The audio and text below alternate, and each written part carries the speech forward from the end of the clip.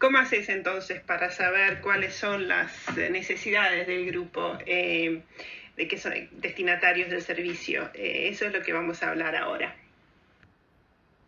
Entonces, para enterarte de qué es lo que quieren, cuáles son las necesidades del ciudadano, podés usar una cantidad de métodos diferentes. Acá tengo algunos ejemplos de métodos, puede ser entrevistas, por ejemplo. Es una forma interesante de hacer una entrevista más en profundidad con algunos ciudadanos para que te cuenten cómo usan un servicio, cuáles son los problemas que pueden tener, es decir, es importante. Y siempre hacer mucho la pregunta ¿por qué? Vuelvo a eso.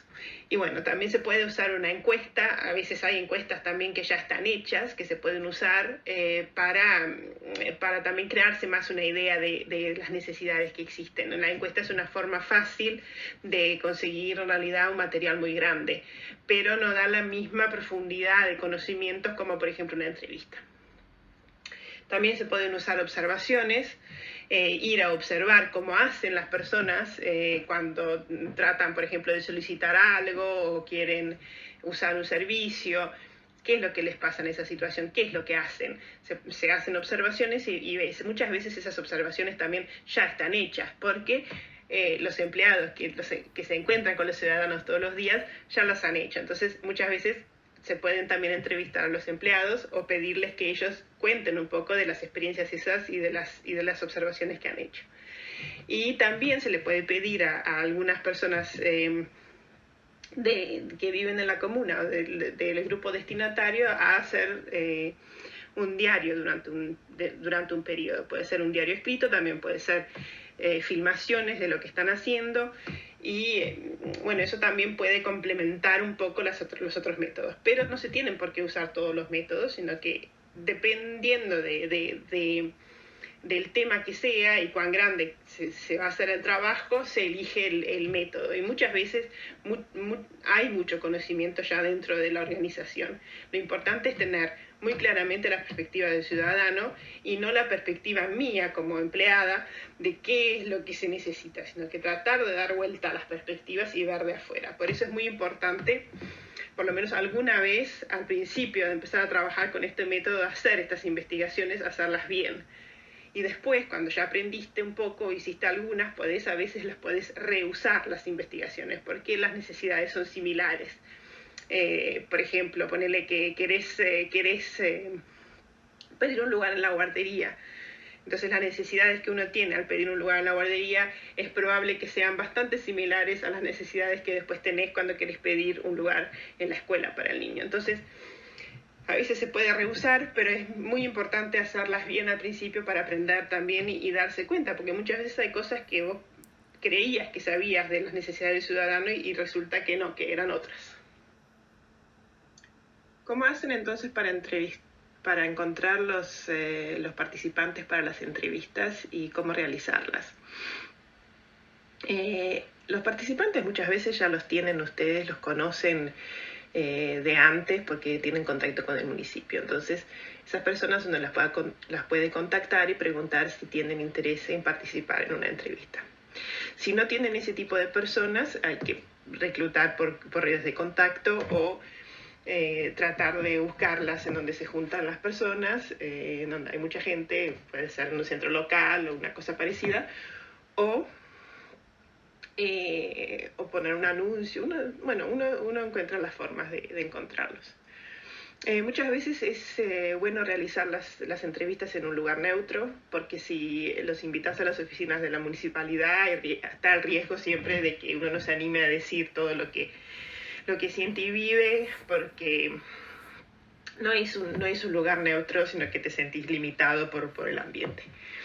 Y además, si es posible entrevistar a las personas dentro, en su propia casa o en su actividad, en su trabajo, se pueden hacer observaciones que te cuentan tanto como la entrevista, en realidad, de cómo viven sus vidas, cuáles son los problemas que tienen, etc. Entonces, en cada grupo más o menos destinatario alcanza con entrevistar 2, 3, 4, 5 personas porque muchas veces ya algunas entrevistas, si las haces con profundidad, te dice mucho de cuáles son las necesidades y los problemas que tienen. Y es importante en los casos de que es una persona que no tiene la posibilidad de valerse por sí mismo, decir los problemas que tiene, en algunos casos también puede ser posible o ser adecuado entrevistar a parientes o a las personas que cuidan a esta persona, por ejemplo, una persona discapacitada que no tiene la posibilidad de expresarse.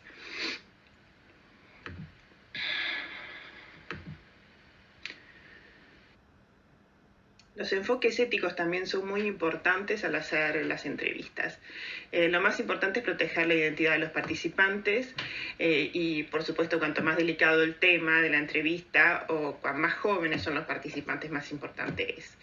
Y si sabes que las fotos se van a ver por muchos o las grabaciones se van a usar en muchas situaciones, es muy importante siempre proteger la identidad.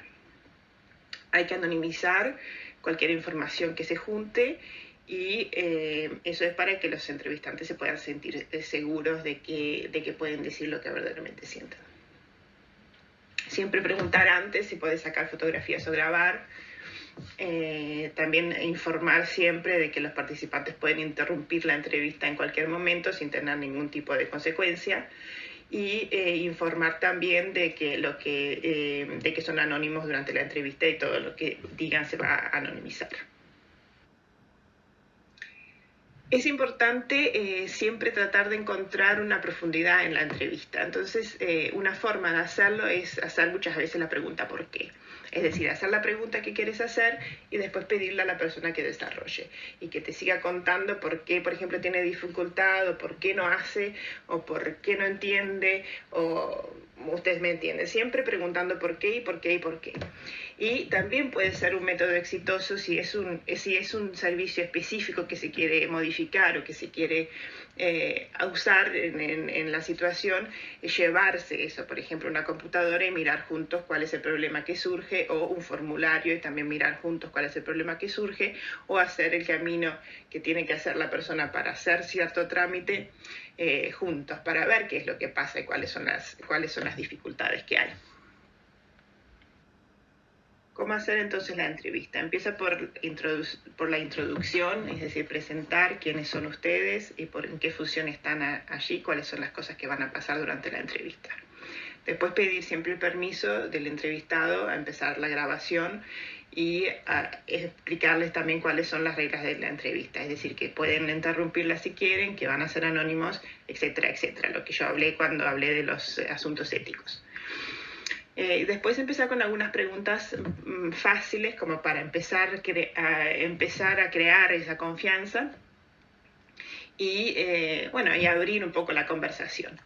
Después empiezan con las preguntas más profundas, no se olviden de la pregunta ¿por qué?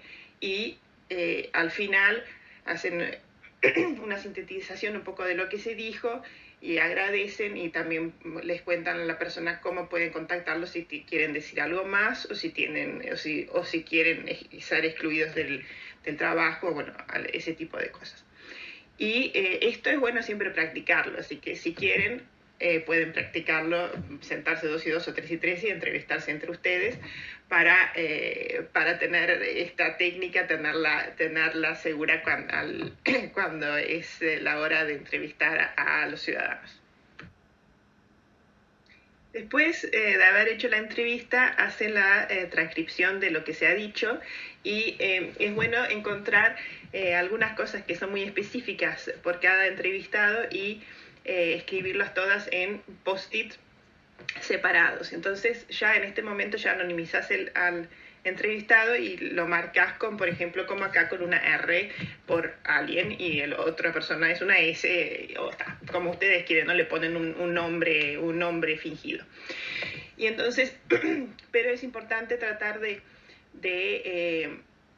escribir todas las impresiones que has tenido durante la entrevista. No empieces a clasificar ya en este momento, porque al empezar a comparar muchas entrevistas las unas con las otras, te puedes dar cuenta de que algo que no te pareció importante en el momento resulta ser algo que es recurrente y que es muy importante ver la totalidad de las entrevistas. Entonces, por eso acá cada impresión que tuvieron, cada respuesta en realidad la anota por separado en post-it. Esto es por el próximo paso del proceso.